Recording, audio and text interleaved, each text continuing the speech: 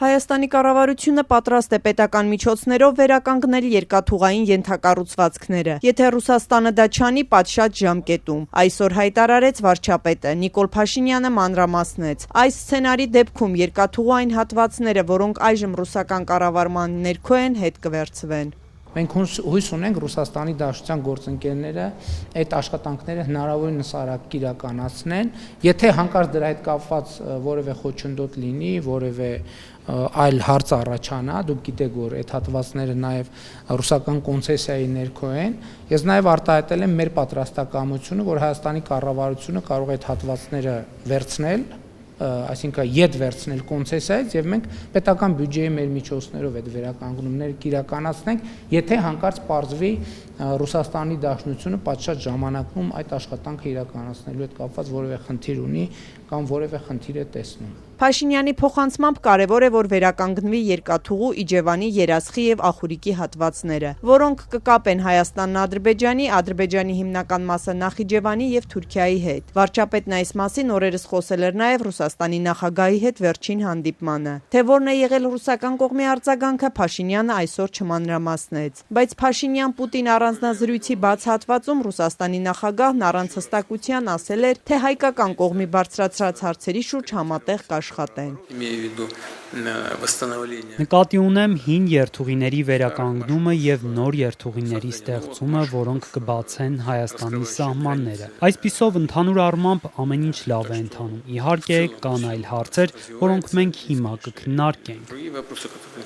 Հայաստանում երկաթուղային ցանցն արդեն 17 տարի է կառավարում է Ռուսաստանի պետական ռուսական երկաթուղիներ ընկերության դուստր ձեռնարկությունը, Հարավկովկասյան երկաթուղին։ Պայմանագիրը դեռ 2008-ին է կնքվել 30 տարով, եւս 10 տարով կարող է երկարաձգվել կողմերի միջև համաձայնեցված նոր պայմաններով։ Ընդդիմադիր Հայաստան խմբակցության падգամավոր Արթուր Խաչատյանը դժվարացավ ասել, արդյոք այդ պայմանագրով ռուսական կողմը պարտավորություն ունի նոր ենթակառուցվածքների համար կապիտալ ներդրումներ անել։ Ինքն այս հարցում ուշադրություն հրավիրեց քաղաքական բաղադրիչի վրա։ Ակնհայտ է այստեղի իշխանությունները քայլեր են ձեռնարկում ռուսական կապիտալը Հայաստանից դուրս մղելու ուղղությամբ եւ օրինակ հեծի այսպես կոչված պետականացումը դրա առաջի քայլն էր։ Չեմ բացառում, որ այլ ձեռնարկություններ, որոնք ունեն ռուսական մասնակցություն, նույնպես նման ճակերտավոր երկընտրանքի առաջ կանգնեց։ Ադրբեջանը հիմա երկաթուղի կառուցում է իր սեփական փողերով։ Ինքը ներդրում անում կառուցում է։ Մեր դեպքում այդ մոդելը նախ մենք երկաթուղի կառուցելու Նիկոլ Փաշինյանն այսօր չմանրամասնեց, ինչ ծախս է ենթադրում ռուսական կառավարման ներքո գտնվող երկաթգծերի կառուցումը, բայց ամռանը, երբ դեռ Վաշինգտոնյան համաձայնությունների շուրջ բանակցություններն էին, պնդում էր, թե Հայաստանը երկաթուղի կառուցելու փող չունի, անհրաժեշտ են ամերիկյան ներդրումներ։ Ընդդիմադիր падգամավորին զարմացրել է վարչապետի հայտարարությունը, թե կառավարությունը միջոցներ ունի երկաթգծերը վերանորոգելու։ Նշեց, դեռ աշնանը, երբ հաջորդ տարվա բյուջեի քննարկումներն էին, տարածքային կառավարման նախարարի հետաքրքրվել էր 2026-ի բյուջեով գումար նախատեսված է երկաթուղային ենթակառուցվածքների համար։ Ինքը պատասխանեց, որ գումար չկա։ Եթե բյուջեում չկա, եթե գումար չեն նախատեսել, ինձ համար մի քիչ անհասկանալի է, թե որտեղից պետք է այդ միջոցները հայթայթեն։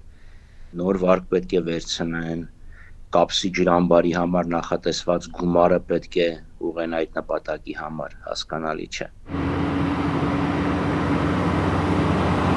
Հայաստանում ենթակառուցվածքների վերականգնման, նոր ենթակառուցվածքների ստեղծման շուրջ քննարկումները ակտիվ են Վաշինգտոնում ձեռք բերված համաձայնություններից հետո։ Ամերիկյան կողմը ներդրումներ է անելու Սյունիքի 42 կիլոմետր հատվածում երկաթուղու կառուցման համար։ Սա Ադրբեջանը Նախիջևանին կապող ճանապարհն է։ Թե թրիփ նախագիծն էլ ինչ ենթակառուցվածքներ է ներառելու, դեռ շատ մանրամասներ չկան։ Վարչապետ Փաշինյանն այսօր դարձյալ նշեց, ծրագրի շինարարությունը գործնականում կմեկնարկի 2026-ի երկրորդ կեսին։